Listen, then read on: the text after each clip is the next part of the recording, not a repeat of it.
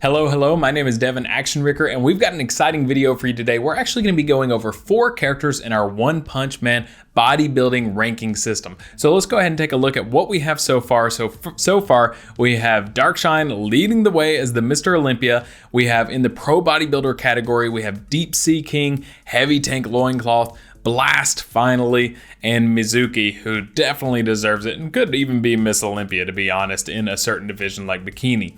So then we go down to amateur bodybuilders, and we have Boros, Bomb, Heavy Kong, and I think Mosquito Girl. Some of you said maybe she should be in the athletic or fit category, and I could totally see that as well. With a lot of these characters, we just don't have enough shots of them, but this is just a best guess, and who knows, maybe I'll take her down just like I took Blast up, or vice versa. In the athletic category, we have Saitama and Genos, and then in the fit, we have Flashy Flash and Ian, or however you say his name. And then we have, unfortunately, King in the so sad. King, what's up, man? You could do better. You could do so much better.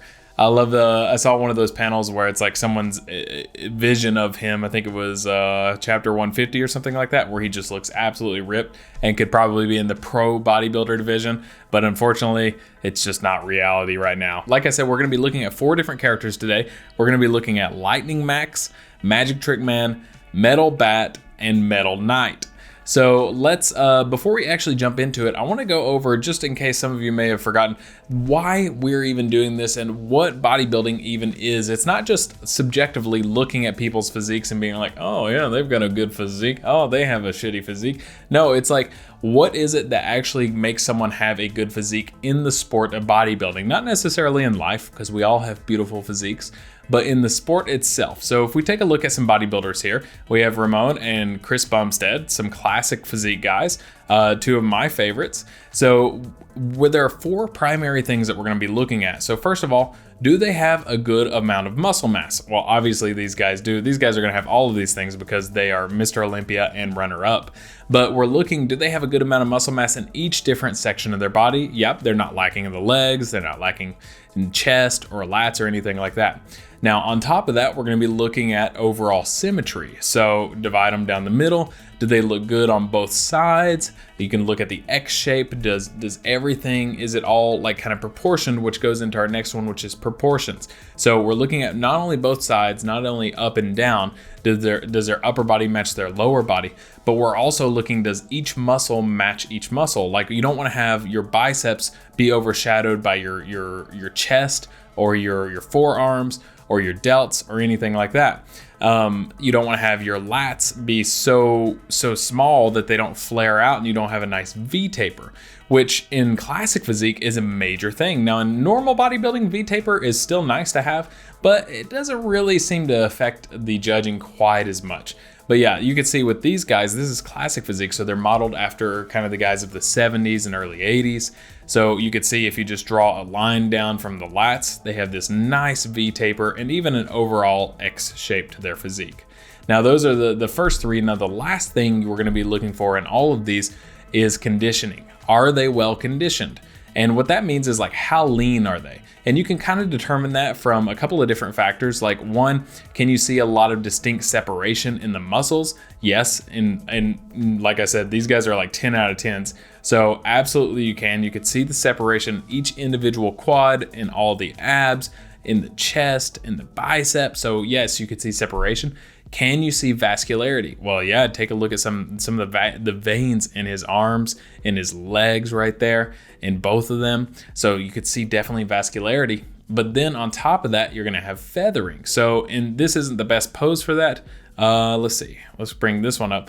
So right there, you can see some feathering in the chest. The chest is a lot of times where you're gonna see the feathering. You could see it in the glutes as well. But even in the delts right there, you could see a little bit of feathering.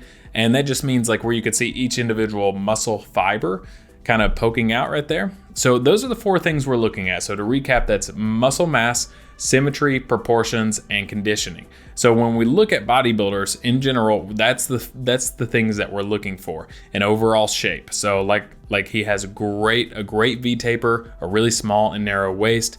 And like I said, it depends on the division too. Like V taper is not as big in open bodybuilding, looks really great for classic physique and looks good for men's physique as well. So now given that, let's go to our first guy up, which is Lightning Max. So he comes in around 5'10" and 130, basically 133 pounds. So not that big. Pretty skinny guy overall. So right off the bat, we could tell he's going to be in one of the smaller divisions. If he competes, he's not going to be in the open division for sure. But actually, he's got quite a bit of muscle mass. He's pretty lean, you know. He's not got any extra fat or anything. So he's got that conditioning. He just doesn't quite have the muscle mass, right? And then obviously because he's an anime character, he's going to be drawn to have pretty much perfect symmetry unless it's on purpose that he doesn't. So perfect symmetry, really good proportions overall.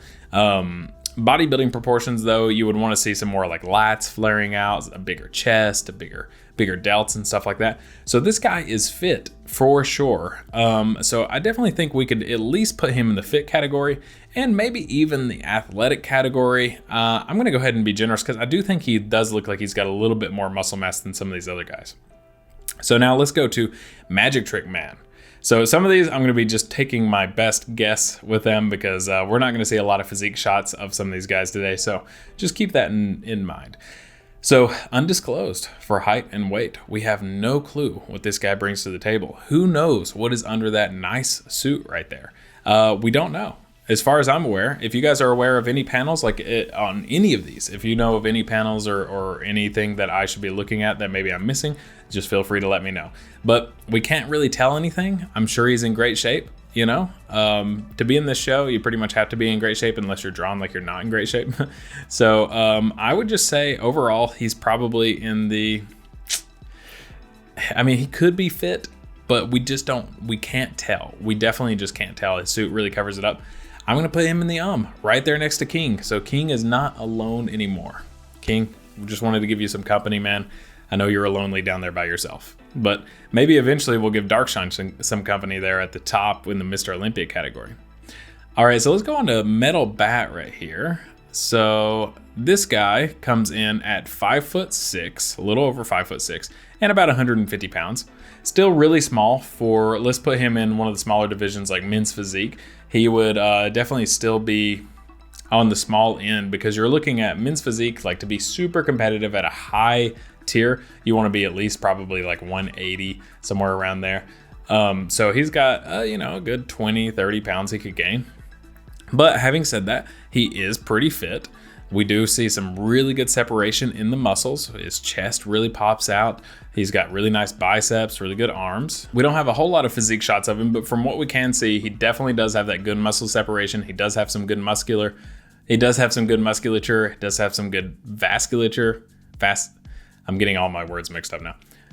Some good veins, you know. He's got good muscle separation. You could see his ribs, his riblets, as we call them, the serratus anterior, his lats. So I think he would actually do okay. And, you know, he could compete in amateur, but he wouldn't be like super good. He's just a little bit too lean. So I'm definitely going to put him right up there in the athletic category, right there with Lightning Max. I think he would probably be above Lightning Max. He could definitely beat him. And then I think he's got a little more muscle mass inside him. I just think he's just a little small for amateur bodybuilding. At least, I mean, all of these guys technically could compete in amateur bodybuilding.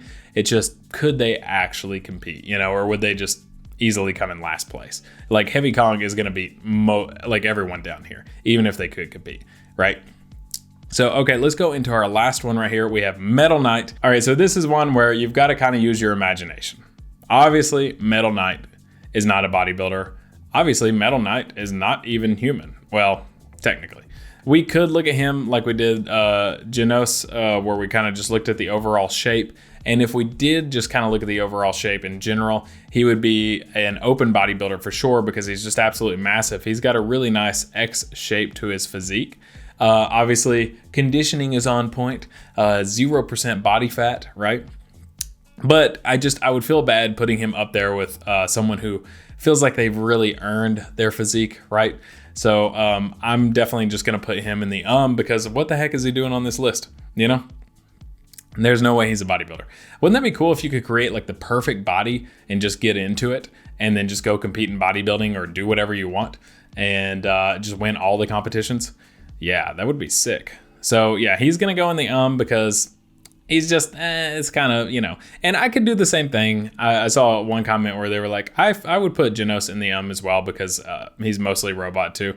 I get that. I feel like he's a little bit more human and we could see a little bit better shape. And he definitely gives me more athletic vibes than Metal Knight, who, like I said, if we were actually going to put him in this, I would probably put him in the pro bodybuilder division just because of his overall shape, his big, he's got kind of like a Master Roshi kind of like physique going on where he's got huge shoulders, like, you know, the giant version of Master Roshi, the huge shoulders and stuff like that. Up next, we have some big ones coming up in our next few videos, like Puri Puri Prisoner, Golden S, and then we're going to get into Garo and some of them later on. I hope you guys are enjoying the series so far. If you are, let me know in the comments down below and let me know what fitness questions you have, and I may get to them in one of the future videos. And feel free to like and subscribe, and I will catch you in the next video.